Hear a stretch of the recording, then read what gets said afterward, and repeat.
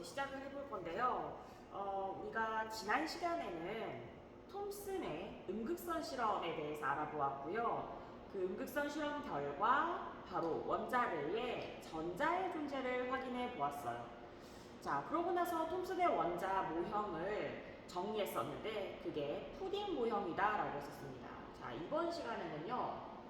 거기에서 그 다음 단계로 발전을 해서 러더퍼드라는 과학자의 원자핵 발견에 대해서 다뤄볼 거예요. 러더퍼드는요, 톰슨의 제자였습니다.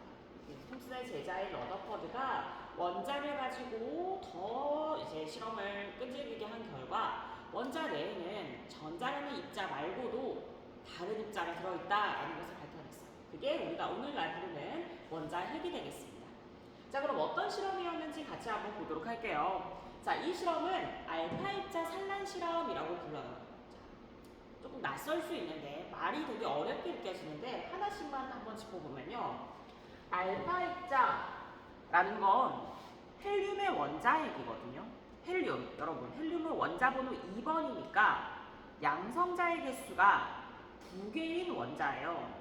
그러니까 양성자의 개수가 이렇게 2개가 있고 그 다음에 중성자의 개수도 2개가 있는 이 입자를 우리는 알파 입자라고 부릅니다.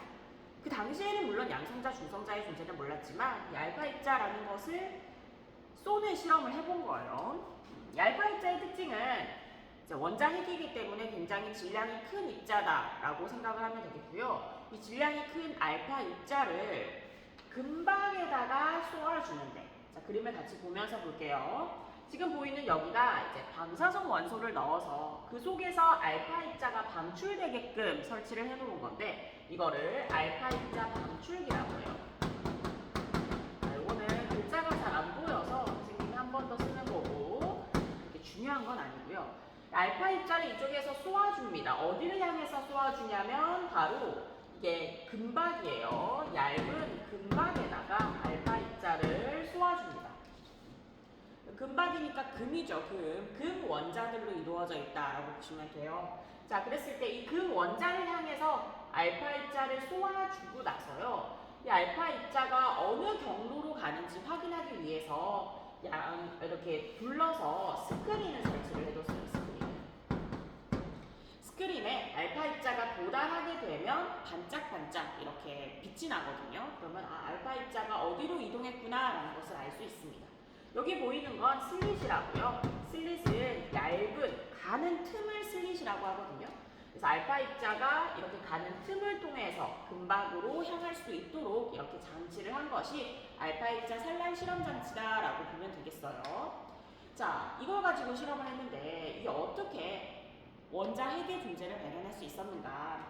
자, 먼저 여러분, 우리가 톰슨의 음극선 실험을 통해서 밝혀낸 건 전자였고요. 그 결과 원자가 이렇게 있으면 전자가 콕콕 박혀있다라고 얘기를 했었어요.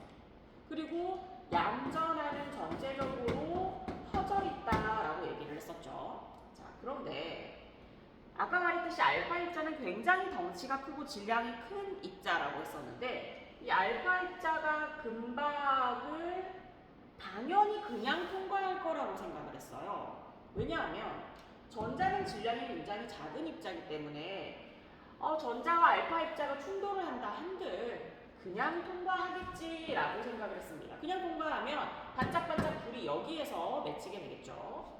자, 그런데요. 실험을 엄청나게 오랫동안 했어요. 거의 2년 넘게 실험을 했는데 대부분의 알파 입자는 이렇게 갔어요. 직진을 했어요. 통과했습니다. 금박을. 그런데 극소수의 알파 입자가 이렇게 다시 튕겨 나오는 것을 확인할 수 있었어요. 그리고 굴절되는 것도 확인할 수 있었어요. 자, 이 당시에 러더퍼드는 굉장히 충격적이었다고 합니다. 그러니까 종이에다가 총알을 쏘았는데 마치 그 종이를 다시 튕겨져서 총알이 튕겨 나오는 것과 같았다라고 그 당시에 충격을 나중에 발표를 했었는데, 자, 그만큼요 얇은 금박에 전자만으로 이루어져 있다면 알파 입자가 그대로 통과했을 텐데 통과하지 못하고 굴절되거나 또는 이렇게 다시 튕겨 나오는 것에 대해서 러더퍼드는 뭔가가 더 있다라고 생각을 한 거예요. 자, 그러면 우리가 이 금박에다가 알파 입자를 썼다고 했는데 이 금박의 측면을 한번 확대해서 볼 거예요. 확대해서 보면요.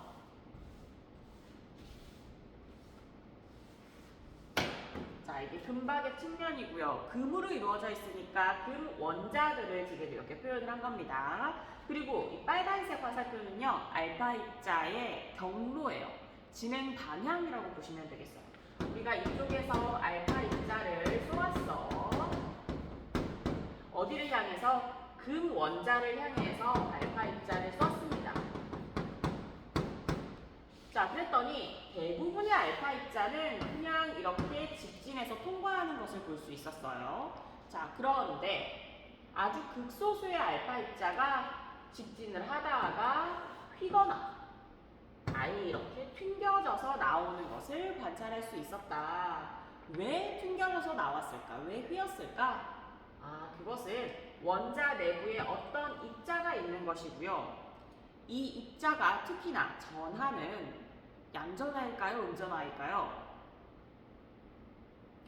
그렇지. 우리가 알파 입자가 아까 원자 핵이라고 했었죠. 이 알파 입자는 기본적으로 양전하를 띠고 있는 입자예요. 따라서 이 알파 입자를 쏘았을 때 다시 튕겨 나온다는 건 청력이 작용할 수 있었다는 얘기 때문에 이 어떤 입자는 양전하를 띠고 있을 것이다 라고 생각을 했고요. 그리고 대부분은 그대로 통과한다고 했기 때문에 그대로 통과한다는 얘기는 이 입자의 사이즈가 굉장히 작다라는 뜻이다. 대부분은 빈 공간임을 의미한다.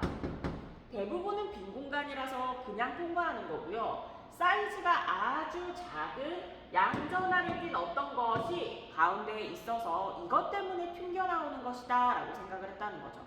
그리고 이때요.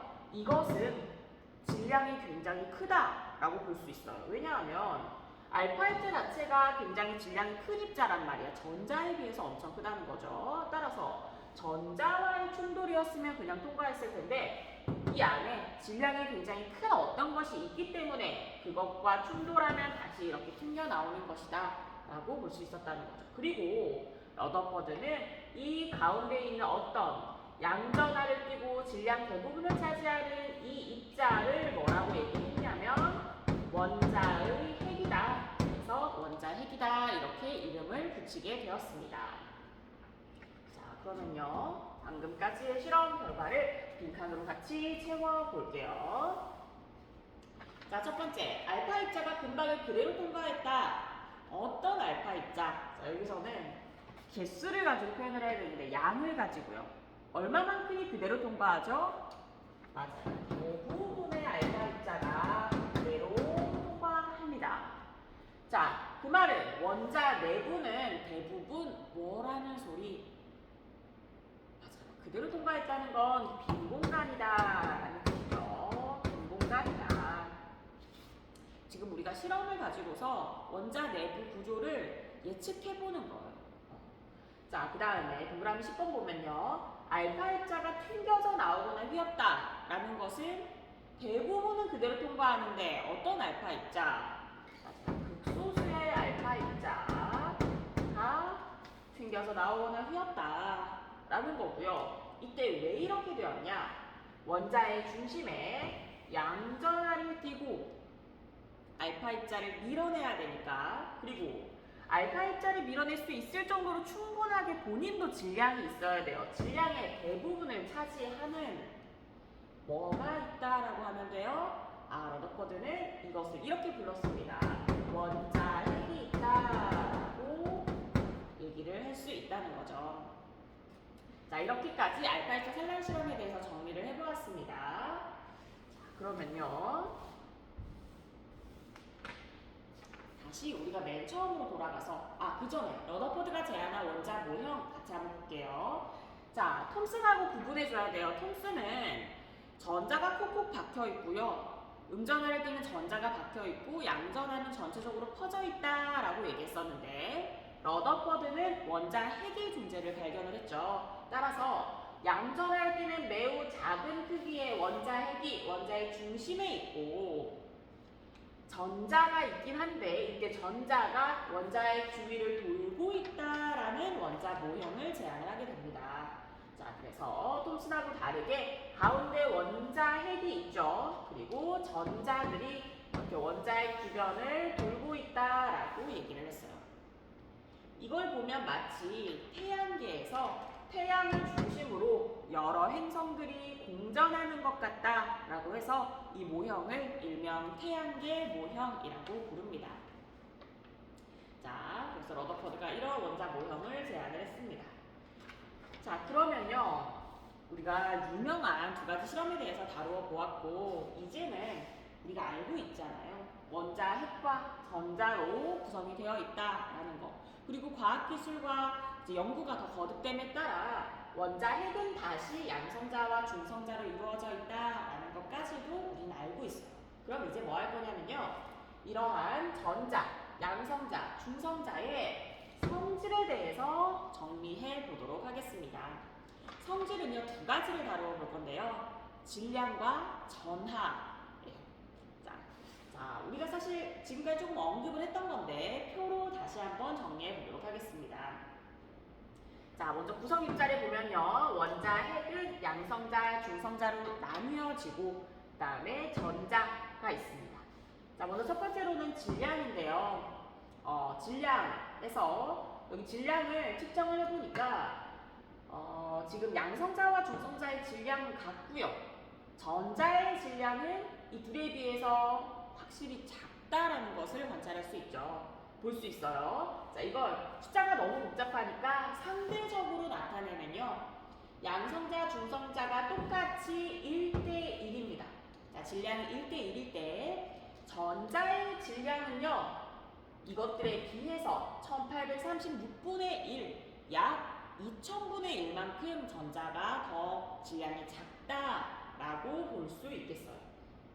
그만큼 상대적으로 양성자와 중성자의 질량이 크다. 다시 얘기하면 원자의 질량을 대부분을 차지하는 것, 질량의 대부분을 차지하는 것은 뭐다?